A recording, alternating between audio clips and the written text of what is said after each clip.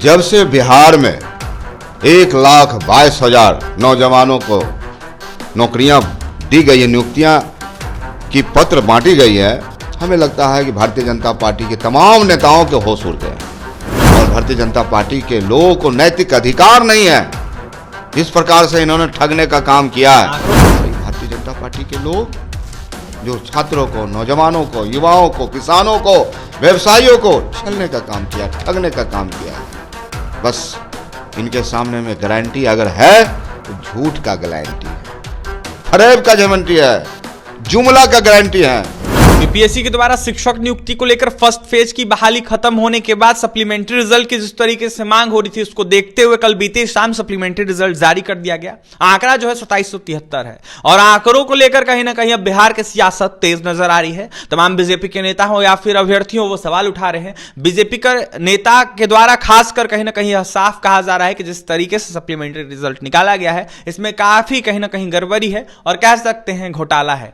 लगातार अभ्यर्थियों के द्वारा भी इसी तरीके के कहीं ना कहीं प्रश्न चिन्ह खड़े किए जा रहे हैं। हमारे साथ बात करने के लिए राजद से मोरवा विधायक रणविजय साहू हैं। रणविजय जी, जिस तरीके से आंकड़ा जारी हुआ है सप्लीमेंट्री रिजल्ट का, इसको लेकर अब सवाल किए जा रहे हैं, घोटाला बताया जा रहा है, आरोप भी कई सारे लगाए जा रहे हैं। देखिए, असलियत यह है कि जब से बिहार में 1,22,000 नौजवानों को नौकरियां दी गई है, नियुक्तियां की पत्र बांटी गई है, हमें लगता है कि भारतीय जनता पार्टी के तमाम नेताओं के होश उड़ गए।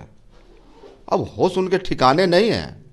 इन्होंने तो कहा था कि 2 करोड़ नौजवानों को रोजगार देने का काम करेंगे, अच्छे दिन लाएंगे, पलायन रोकेंगे, बिहार में कल कारखाने लाएंगे, बिहार को विशेष राज्य का दर्जा देंगे, विशेष पैकेज देंगे। तो बिहार सरकार माननीय नीतीश कुमार जी के नेतृत्व, माननीय तेजस्वी प्रसाद जी के नेतृत्व में बिहार काफ़ी तेजी से आगे बढ़ रहा है और सरकार शिक्षा के मामले में काफ़ी गंभीर है और लगातार इसमें जो परिवर्तन हैं, जो संभावनाएं हैं, बिहार के भविष्य हैं हमारे बच्चे, क्वालिटी एजुकेशन कैसे हो, पूरी तरह से सरकार गंभीर है और हमें लगता है कि आने वाला समय में अच्छे परिणाम निकलेंगे और भारतीय जनता पार्टी के लोगों को नैतिक अधिकार नहीं है।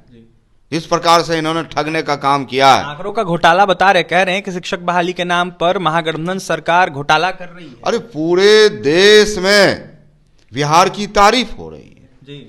माननीय तेजस्वी प्रसाद यादव जी की तरफ बिहार और देश के नौजवान भरोसा के साथ देखने का काम कर रहे हैं और ये भारतीय जनता पार्टी के लोग जो छात्रों को, नौजवानों को, युवाओं को, किसानों को, व्यवसायियों को छलने का काम किया, ठगने का काम किया है। बस इनके सामने में गारंटी अगर है तो झूठ का गारंटी है, फरेब का गारंटी है, जुमला का गारंटी है।